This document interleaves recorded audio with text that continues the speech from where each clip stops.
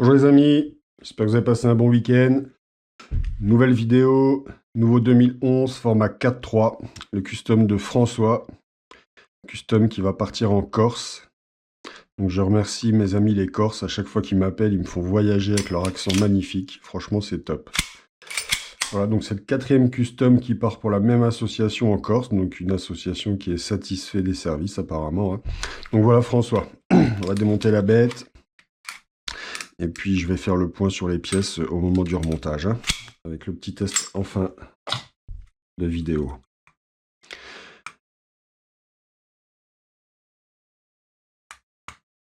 Donc un custom qui a été préparé pour gaz et HPA.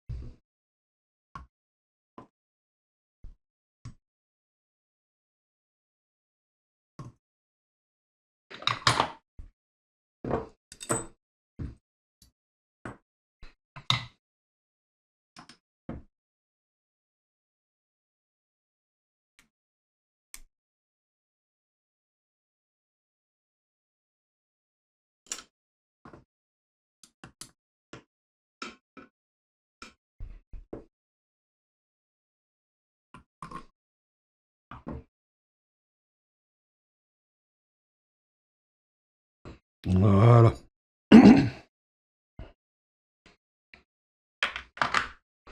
Alors. Donc on est sur une base Marui 5.1, donc 2011 stainless, hein.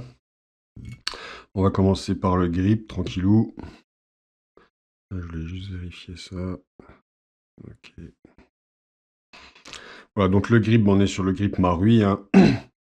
Donc pour la petite histoire, le client avait déjà acheté un autre custom ailleurs. Il était un petit peu déçu, donc il est revenu vers moi. Et ce coup-ci, alors ailleurs, il y avait le montant du custom était plus basé sur l'esthétique externe que sur l'interne et les perfs. Là, donc, il est parti sur un level 2. On a laissé un petit peu le côté esthétique externe, hein, puisqu'on est que sur le haut qui est complètement custom, je veux dire, la culasse, avec donc le trigger et le marteau, hein, comme sur tout level 2.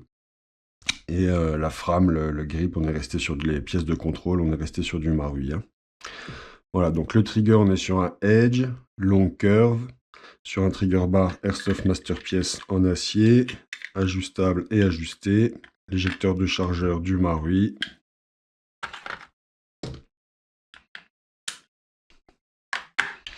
Voilà, le trigger a une très bonne course, hein, pas de souci. La frame, donc, on est sur une frame 3,9 pouces, une frame Marui, hein. J'ai mis le rail tactique fourni par Marui. On est sur une couleur stainless, donc pas vraiment silver, hein, c'est plutôt acier comme ils disent. On n'est pas sur une frame advance. Ici, on voit bien que les rails sont creux ici au milieu. Il n'y a pas de rail comparé à une frame advance où on a deux rails pleins et parallèles ici. Le disconnecteur, on est sur un disconnecteur inox. La cire d'entraînement du marteau, on est sur une cire d'entraînement acier, hein, voilà, que j'ai légèrement retravaillé. Le marteau, on est sur un marteau acier également, modèle Limcat Silver, très joli, hein, avec la tête du tigre ici gravée. Marteau qui a été retravaillé également.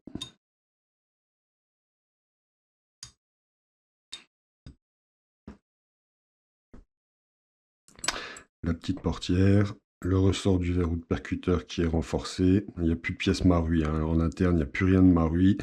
La seule chose Marui qui va rester sera le ressort du percuteur. Le verrou de percuteur qui est renforcé. Cette petite partie-là, donc le renfort de frame en fait. Alors, ça c'est une pièce chez Marui qui casse assez souvent. À une époque, je la changeais d'office parce que Coco avait sorti des pièces renforcées. Là, j'arrive plus à en trouver, on n'en trouve plus. Ça peut casser ici à ce niveau-là. C'est quand on enfonce le chargeur un peu trop fort. Le chargeur remonte, tape ici dans cette partie, ça se fissure et ça casse. Là, en majorité, ça va jouer HPA. Donc le chargeur, une fois qu'il est enclenché, bon, on n'y touche plus, hein. Donc il y a moins de manip. Le chargeur va taper moins souvent là-dessus, donc ça casse beaucoup moins facilement. Voilà, François, sache que ça peut casser. Si un jour ça casse, on essaiera de trouver une pièce Coco à ce moment-là, hein. Pour le moment, on n'en trouve plus. Si je me trompe pas, j'arrive pas à en trouver, moi.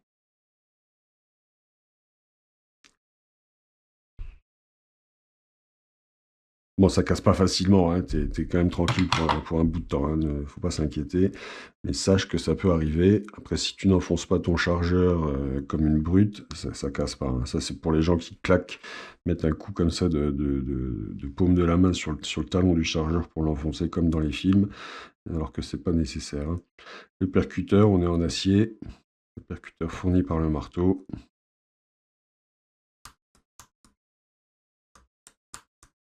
Voilà. On va remettre un petit coup d'huile ici.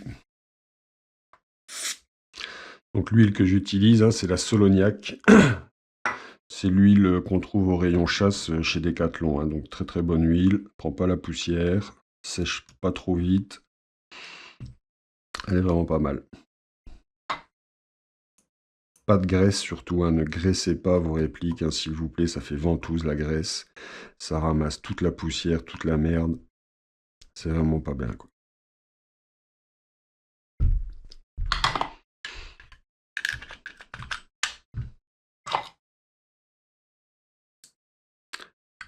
Les vis de grippe, donc c'est les vis de grippe Marui.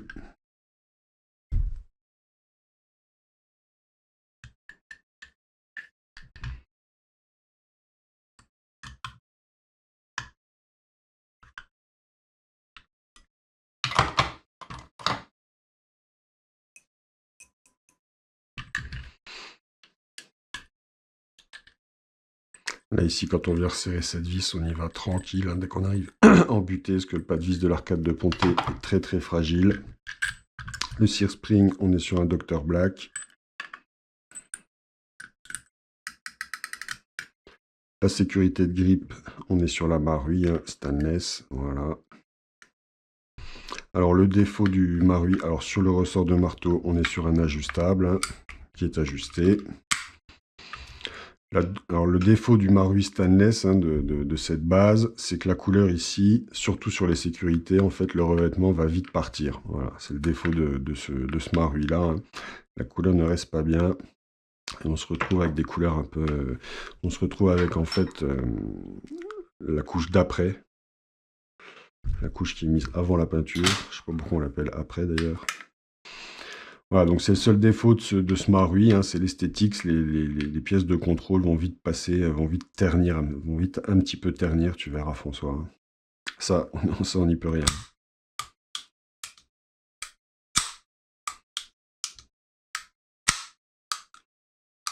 Voilà, il n'y a pas de souci. Le système de percussion est fonctionnel. Le safety spring plugger Marui.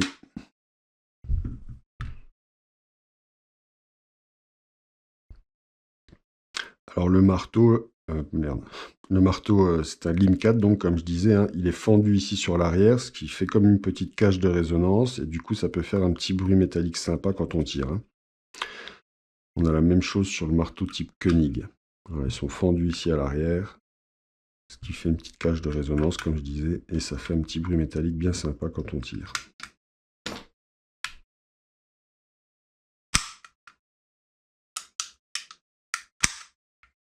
Voilà, la frame est prête. On va passer sur la culasse. Donc François voulait une culasse rose, il m'en restait une en 4, il voulait en 4-3, il me restait une Hive, voilà, elle lui plaisait bien, donc on est parti là-dessus. J'ai mis une mire arrière à fibre optique, donc orange. Je trouvais que ça allait bien avec le rose et le silver, ça fait une petite touche d'original. Je t'ai mis une mire avant, donc à fibre optique, pareil, orange, Dr Black. Ça, c'est cadeau, hein, c'était pas prévu sur le devis, donc ça, c'est offert. Là, ce matin, je vais juste après aller acheter de la colle bicomposant pour finir de la fiabiliser. Et donc, le custom sera prêt à partir demain. Je vais la coller en rentrant, et puis je vais laisser ça sécher toute la nuit. Et demain, je pourrai te le poster, hein. Le BBH, on est sur un BBH en aluminium avec un nozzle Edge, donc renforcé. Alors celui-là, c'est la version standard avec lequel on peut jouer gaz et HPA, mais avec lequel on ne peut pas mettre autant de buffer que la longue version, hein.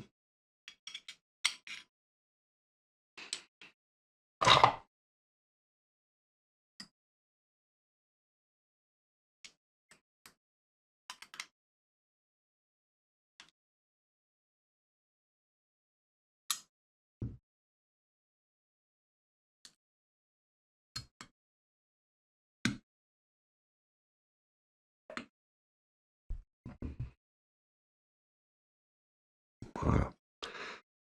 Ah, le nozzle standard, on voit bien qu'il fait une course normale, comme tous les nozzles, hein. Il va libérer tout le piston. Donc ici, vous comprenez bien qu'on n'a plus beaucoup de place pour engager la bille.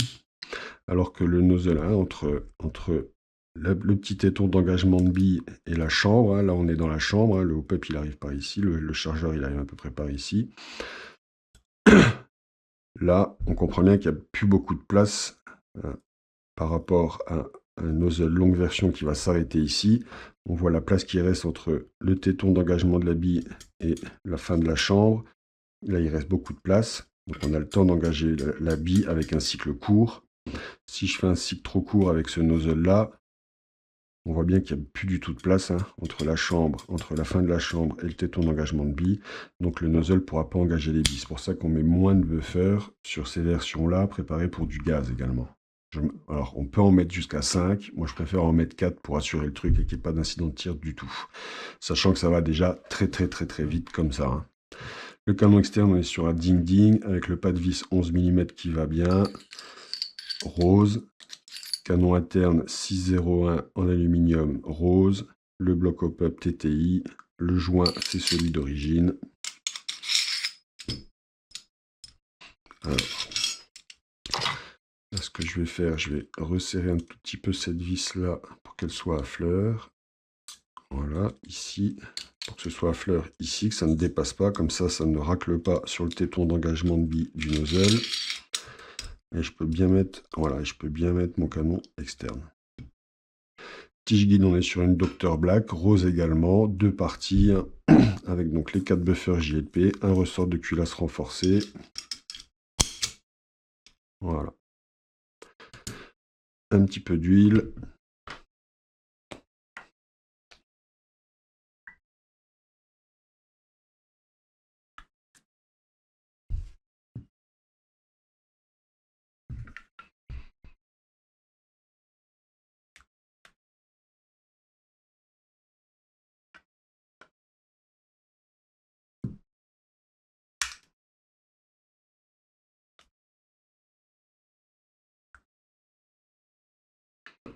Un petit peu d'huile ici.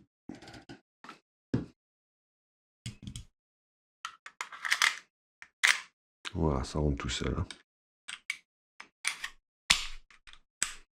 Une fois que je suis là, Alors donc je te montre François quand même. Donc quand tu es déculassé, la petite molette de réglage ici pour régler ton hop-up. À droite, tu donnes de l'effet hop-up, tu lèves ta bille. À gauche, tu la descends. Hein. Tu as une petite flèche qui t'explique là. Une fois que tu as ajusté ton hop-up, tu remets ta culasse.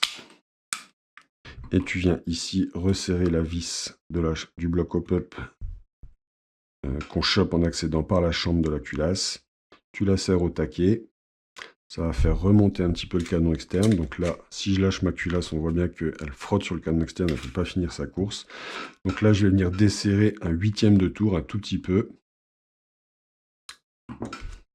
Voilà, j'ai relâché la pression sur le canon externe. La culasse a un bon cycle. Et notre bloc hop-up est bien fixé sur la frame.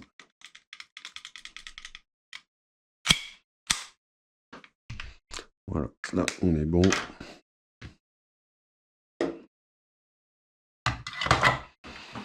On va faire un petit test. Hop.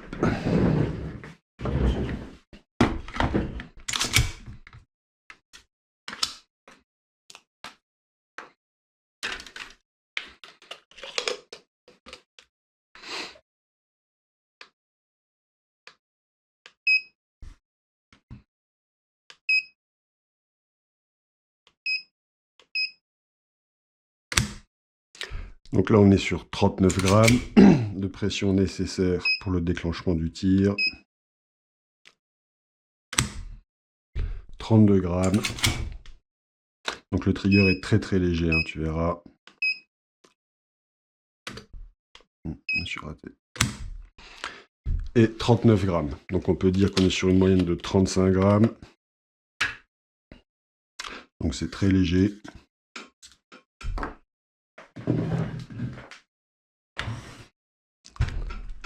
Hop, la course.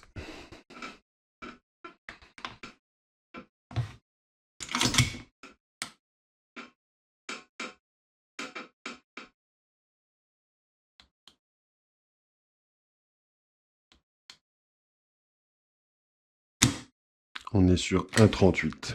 Donc c'est bien, on est divisé par 2 la course d'un Marui en fait. Hein. La course d'un Marui c'est 2,5. Donc on est un petit peu au-dessus de la moitié. 1,38 c'est très bien pour une course. Hop, petit traceur pour le test.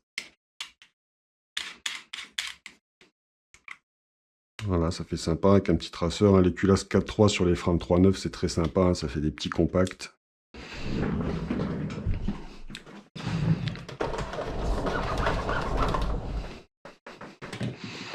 Donc là, je suis à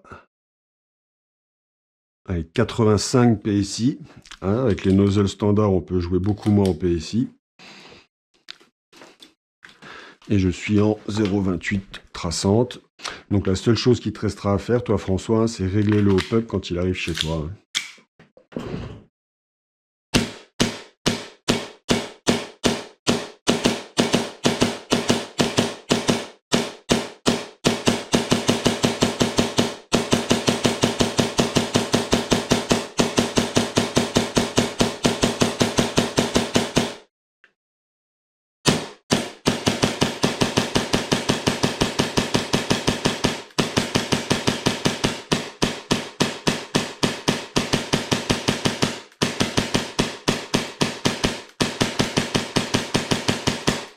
Voilà, ça tire très très bien, le trigger est très sensible, ça revient très très bien, il y a un bon reset du trigger. Hein. Là on arrive en fin de chargeur, donc les premiers ratés de billes arrivent. Donc je répète, les chargeurs ici, hein, le mieux c'est d'avoir des PTS 170 billes, les courts. Moi j'utilise des longs parce que mes courts sont morts et je ne veux pas en racheter tout de suite. Et donc les longs, je les remplis à 1/3 de leur capacité, hein. Maximum moitié de la capacité, hein, pour être équivalent des 170 billes. Voilà, donc ça tourne très très bien, il n'y a aucun souci. Tu devrais bien faire baisser les têtes, tu devrais pouvoir concurrencer Ange, Christophe et Christophe. Les autres collègues corses qui ont acheté des customs chez moi.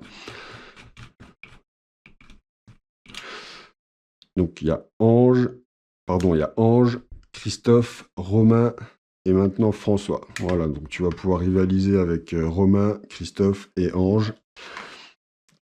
Tu vas être bien, François. Je te poste ça demain. Je vous remercie d'avoir suivi la vidéo. Je vous souhaite à tous une bonne fin de journée et je vous dis à bientôt pour d'autres vidéos. Ciao, ciao, bisous.